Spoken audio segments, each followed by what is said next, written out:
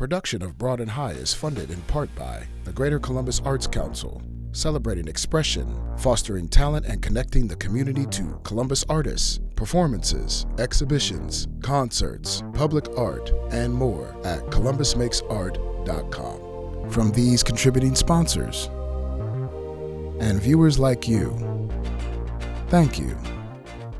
This time on Broad and High, meet an artist who takes inspiration from growing up in the country, experience dance that explores safety through storytelling, and learn about a local theater that strives to captivate and inspire.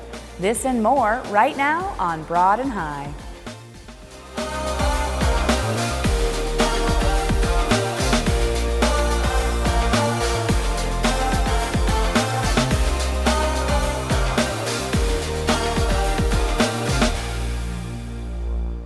Welcome to Broad and High. I'm your host, Kate Quickle. Erin Alon Brain is an artist who uses the calming effects of the outdoors as inspiration for her work. Her latest book includes elements of adventure and problem solving within the many layers of the collages she's created. We met with Erin in her home studio where she talked about her ever-evolving process.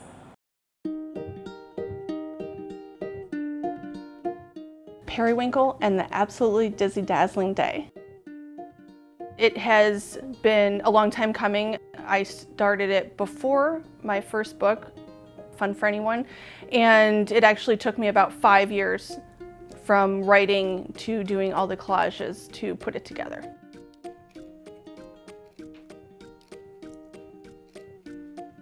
It is about a little girl who finally, after much anticipation, gets to go in the woods by herself. So like on an adventure without supervision, and just what that means as exploring and experiencing it all to herself without anyone overshadowing that. I grew up in the country and there wasn't a lot going on, but I kind of found the woods behind our house to be very magical. So that is the inspiration, where we got to run and have all this nature, and it was actually very calming. So I guess I want other kids to be able to realize that if they're feeling overwhelmed or need to get exercise or anything like that, like being out in a park or woods is just like a perfect place to be, to experience just an overwhelming sense of like calm. I don't know how to describe it. It's just rather lovely. So there's a lot of obstacles that Periwinkle has to overcome. When they're going along on this adventure with her, having this experience, then I think it gives them the opportunity to think, oh, what would I do? And what is she going to do next? And how is she going to solve this problem without giving up? It's not so overwhelming, but it's enough of a challenge where it's meant to give kids a thought process to try to get them thinking about what they would do. A lot of times people feel like, oh, I have to, if I'm going to support this, I need to go buy all these supplies. What I like to do, even with my own kids, and we've done over the years, is to upcycle like cartons, like pop cartons, milk jugs, strawberry containers, and see what they can do with it. We've, over the years, my daughter and I made fairy houses out of things, and just decorating those, and that's been a lot of fun.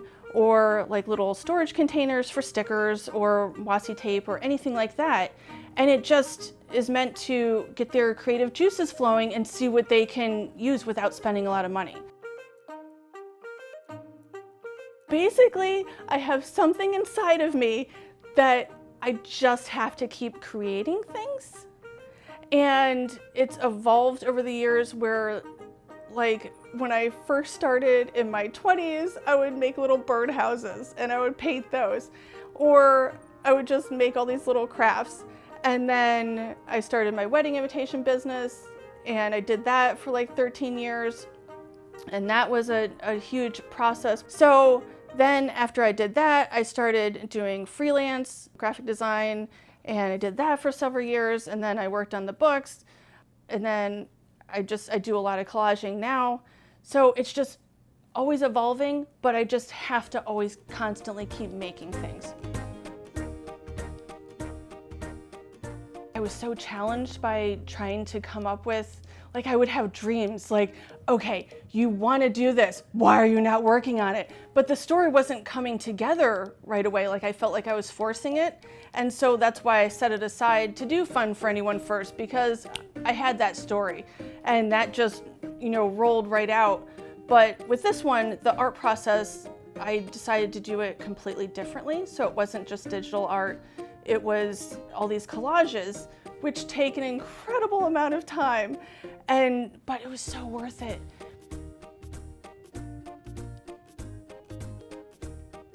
I love doing author visits, so I'll go into classrooms to do Fun for Anyone, but then I'll also take this massive collage that is an entire spread, and I've taken it in, and the kids just like pour over it, and it's so fun. I used to do wedding invitations, and so I have like bins of scrap cardstock that I didn't want to part with, like mistakes for printing and stuff like that. And I'll cut them up and use them for tree trunks and paint over them and all these things. So it has like little wording throughout, and it has little animals throughout.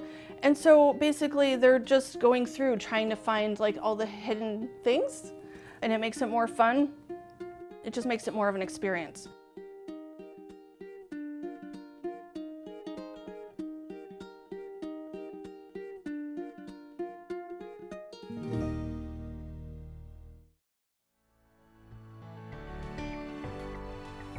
To see more of her work, check out ErinAlanBrain.com.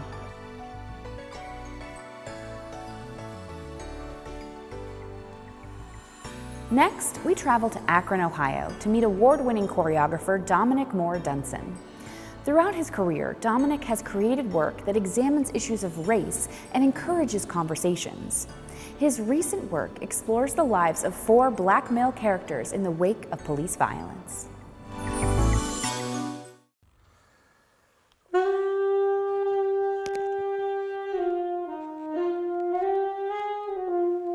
So it's called Incognito Aftermath because we're really looking at what happens in the wake of police violence in the community and how do we heal from that.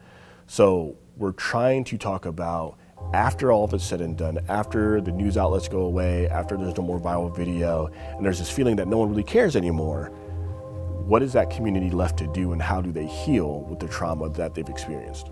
I'm fighting a war within myself, playing the role, but all the chords can play themselves. So Flacco is the essence of that character called the questioner, who's spending the entire time questioning, am I a hero or am I a villain? For me, this Argentine shield reflects the true society. You want to change the world, you need to look at the proprieties. Hero or villain advice versus a dilemma first aid. The questioner is a character that is in between 2 worlds. So it's in between the community and how the community is responding to a current tragedy, and being on the side of, we'll say, law enforcement for, air quotes. See, it's a war going on outside, you better pick a side. When I first started this, I was really curious about the Black officer experience because, one, I've just never heard a Black officer talk about their experience. It's way too rare that a wave could ever stem the tide. I'm not the mouthpiece for the performance, but being the only lyricist, I do understand my responsibility of every time I open my mouth and I say something from my character in the performance. I have a very big responsibility to make sure that we're leading the story where it needs to go. If I need to be by this light right here so that triggers Dominic to move this way, it's the same thing with the lyrics. Like how I perform and how I move and how I write is going to affect the rest of the show. Well, George Floyd was murdered, and it was really the days and the weeks afterwards. So me and my wife were pregnant at the time with our first child, and at one point I realized that I'm gonna have to teach my Black child about police, and I just never considered that that's a step in my trajectory in my life.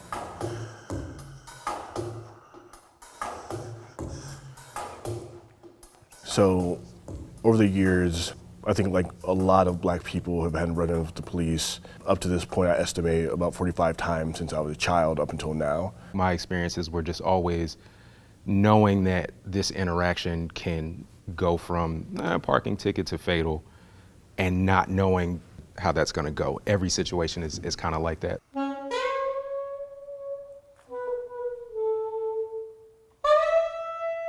The week after I got my license, I was at soccer practice in Talmadge, Ohio, and it was February, and it was cold, and it was snowing, and I got stopped by a police officer, and it was the first time I got stopped by a police officer as a new driver. Again, I've been driving for a week. And then the second cruiser came in, and then the third cruiser came, and then the fourth cruiser came. I was asked to get out the car. I was put on the hood of the car.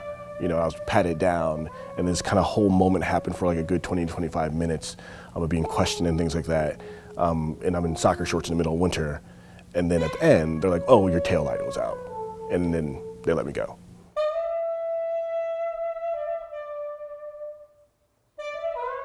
When it first starts happening to you, there's a lot of fear. There's some shame because you assume you're doing something wrong and that you're the reason you get in trouble. But then after a while, there is a level of numbness to the feeling because it's something that you expect. So now if I get stopped by a police officer now, there's like a routine that you go through. You kind of know what's gonna happen. You're like, oh, yep, this makes sense, it's been a while. The feeling kind of lessens over time.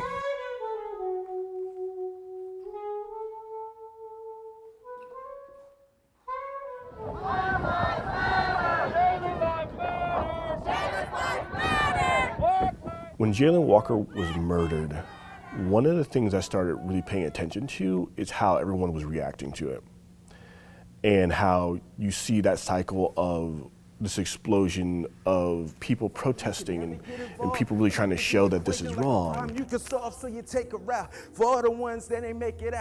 He was challenging me to potentially be a part of something that made me uncomfortable the second that he said it.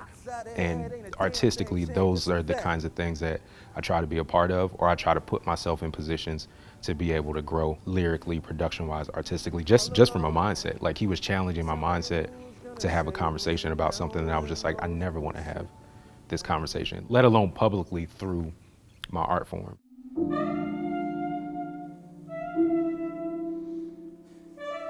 We need to start talking about, well, how do we heal? And how do we not talk about healing like this kumbaya thing where everything's gonna be good? It's complicated, it's messy, not everyone gets along in the healing process. And that's really ultimately what Aftermath is about. I hope they come in open-minded, and I hope they leave open-minded. If they wanted to be police brutality, then be open-minded about that. Community healing, be open-minded about that. Black men, black people not being a monolith, black men being able to be soft, to be heard, to express grief in whatever way that is, whether it's crying, whether it's anger, whether it's dance, whether it's rap. Just being open-minded to a plethora of themes the way that you were when you came in. It's a gift to the community. We, as artists, have an ability to see all the unsaid things in society and in a city and in a community. So we took all those unsaid things and molded it and created it into something to hand the community for them to do with as they will. And I just hope they feel the care that we put into this for them. I feel like it's the perfect time for us to be doing this show because the concept has shifted to being around community healing. A couple years ago, I would have said, this is really important because it's just conversations happen nationally. Like, it's happening over and over. We have to have this conversation. But now, I think it's important because it's home. It's here. It's now. It's what's happening to us in this community. And there's a lot of pain in this community, but we still have to figure out, so what do we do now? It's important to figure out how to start that conversation and have that conversation. We're not the only ones having this conversation, but we're the only ones doing it this way.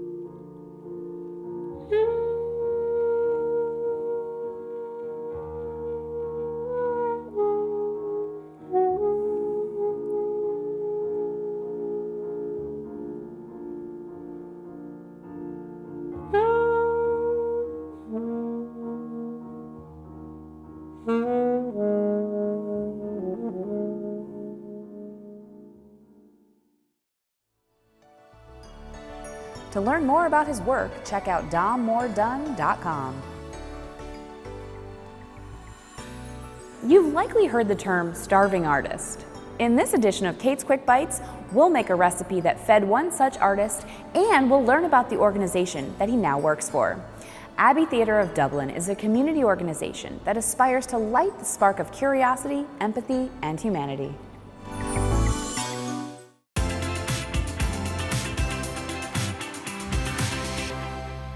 Joining me in the kitchen today is Joe Bishara, theater supervisor of the Abbey Theatre of Dublin. Joe, thanks for being here. Well, thank you for having me. So why don't you tell us, what does it mean to be a theater supervisor? That's a great question.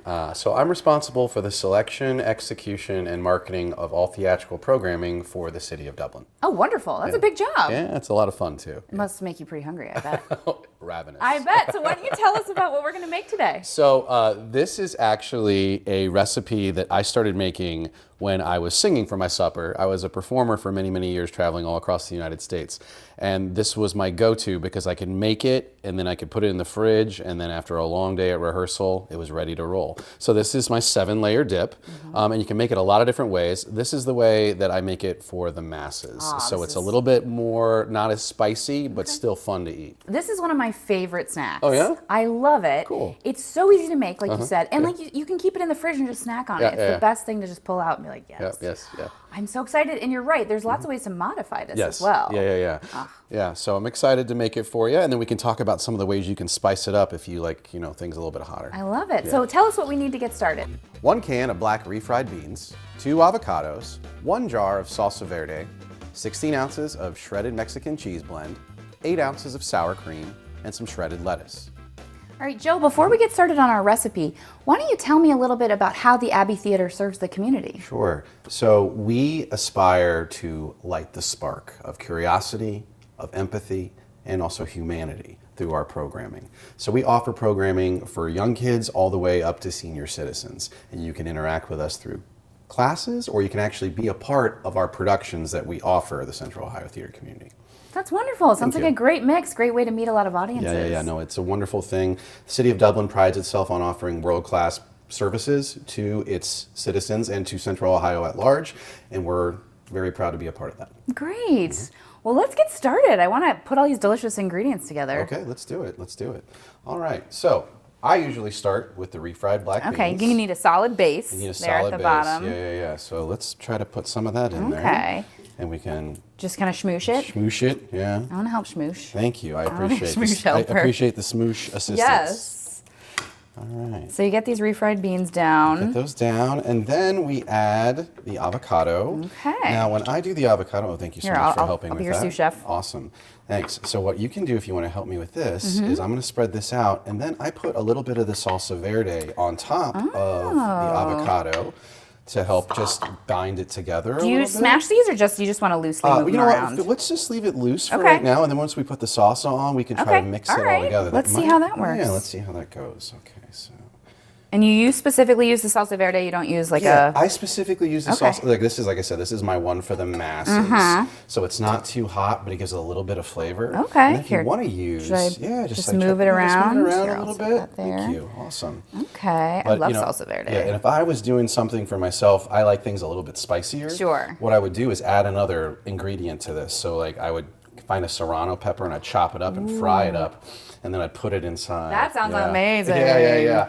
So again, you can make it to whatever Yeah. people's spice. But this is the crowd pleaser at the party. Everyone's going to eat this. This is the one that no one's going to yell at me and say their tongue's on fire. Yes, totally. I love it. All right, so what do we do next? Great. So the next thing I do is I actually do 2 layers of cheese, and so this is the first layer of cheese. I haven't even been counting. Is it actually 7 layers? You know what? I call it. Who cares? It's hilarious. Like when someone originally introduced this to me, they called it 7-layer dip, and then I think one of the last times I made it had like 12. Yeah, So, but you know, never get enough layers. that's how I feel about More it. layers Especially equals more flavor. especially if there's 2 layers of cheese. I am a cheeseaholic. Yes, there needs to be lots of Yeah, cheese. so you've got that. Okay. And then what we can do is you can either go salsa again, then sour cream, Okay. or sour cream, then salsa. Flexibility, whatever you're feeling. That's right, whatever you're feeling. So let's do the sour Okay. cream this time around.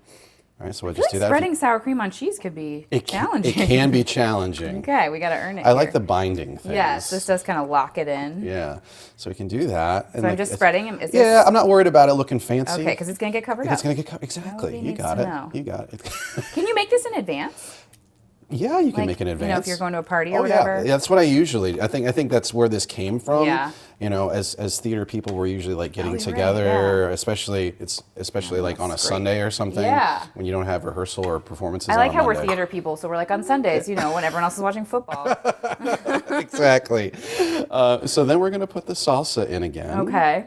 And just spread that over it. There we go. The salsa smells so good. Yeah. Should we move that around? Sure. Or just Go leave for it? it. Okay. Yeah, I like the that's spreading. Great. That's great. I want it Cool. evenly. Yeah. Okay. Now we get our fresh greens. That's right. And so then we're going to put our lettuce little in. healthy. A little bit healthy. We got beans on the bottom. Yeah, beans and greens. Yes, there you go. Totally healthy. You know, you could also add in, sometimes people add in black olives if they want. I don't want that.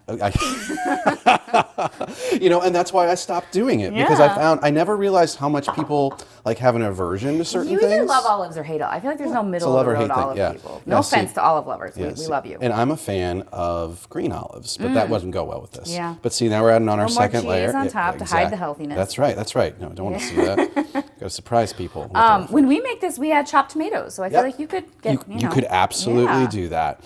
Absolutely do that. And again, like some people put the peppers on the top yeah. as well. So, but we're just about done here. This is the epitome of a quick bite. I mean, so simple. Right, but very effective. Yes. Yeah, and some people eat it with chips. I love eating Yes, it with hello. chips. And then some people just like literally just, you know, Scoop put it on it their and- bowl and then just like take it with a fork or a spoon. I feel like you could also do if you did like rice and taco meat, you could scoop this on, like make a little bowl. Well, and that's the other thing. Like, you know, if protein is your jam, you can cook up some chicken, dice it and put it in there. If one of my friends likes to like grill up some chorizo and then put it in there. Ooh, yeah. So, yeah, you The can possibilities are endless. Exactly. Yeah. Oh my gosh, I'm excited to eat this. Yeah, me too. Well, that was super easy, Yeah. and I love everything about it. I can't wait to dig in. But I wanted to learn little bit more. I have little kids, and it sounds like you have some programming for little kids, and Yes. I'd love for you to tell me more about that. Sure. Well, thank you for asking me about that. So what we have is we have a series that we call Theater for Families and Young Audiences. But it's not just to bear witness to. The kids can also participate in. So we have 6 process meets performance theater education initiatives that we offer the community. 2 of them specifically that the kids can register for. And then they take classes on Saturday mornings, and it culminates in a weekend of performances. So it's youth artists. There's no fear of being rejected. We meet the kids where they're at, and then we train them, and we get them to find their power, find their voice, and then they get to wear costumes, full sets. It's a lot of fun for everyone. That's amazing. I love that it's for kids by kids. So Yeah. you've got options for your kids to come see a show or perform in it. Yeah. You must, kind of create that spark, like you said, in so many kids. Yeah, well, it's really, really wonderful to see. I don't think there's anything more gratifying than having a child come to you and you can see that they have a little bit of trepidation, and then you build them up and you let them know, no, you are enough. You can do this. You have this within you. Soar. Yeah, it's really, really gratifying. That's such a great philosophy. Well, before we have, chips all over us, tell me, what do you want people to take away from the Abbey Theatre of Dublin? Well, what I'd love for people to know is that there are a ton of options for you to experience art in the suburbs, not just here downtown. You can experience anything for Theater for Families and Young Audiences. There's also a lot of theater companies that we collaborate with to provide vibrant programming for adults in Dublin. So you don't have to go somewhere. You don't need to go take a weekend to go see something that actually is professional grade. It's a state-of-the-art theater, and we're committed to serving the needs of the community. That's wonderful. So great to have that resource for people. You're right, like outside of downtown, Yeah. spreading out the theater love. That's great. Well, I think we should dig into our amazing dip here. I All agree. right. Ladies first. Oh, thank you. Happy to take that. So I think if I were at a party or if I were at home, I would just stick the chip right in probably. I but, agree. Be a little graceful here and scoop out a bit. Oh, look at all the colors. Yeah. Got a little avocado here. I'll let Very you. vibrant. Oh, thank you. Yeah, of course. I'm just going to take on where you left off. Yeah. Okay. Oh my goodness. Whoop. There we go. Easy to make, Yeah. easy to eat. You could serve with chips, serve with, a spoon, I suppose, whatever. Yeah. Give it a taste. Whoop. I'm going to make a little sandwich for mine. I'm a big fan. Okay. That salsa verde, that's a good ad. Yeah, it gives A little a zing. little flavor. Yeah, exactly. Yeah. This is delicious.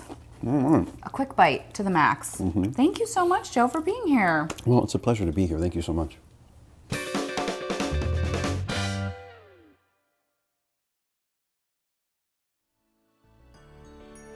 To learn more about the Abbey Theatre of Dublin, check them out online.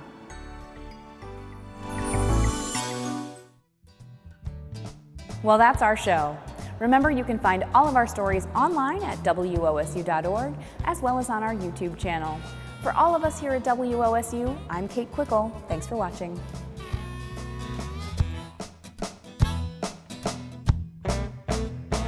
She's a little band this and a little band that.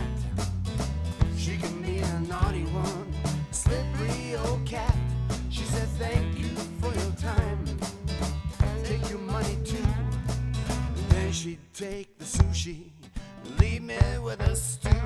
So see ya. Na na na na na. Wouldn't wanna be ya. Ooh, that could get bad. So see ya. Na na na na na.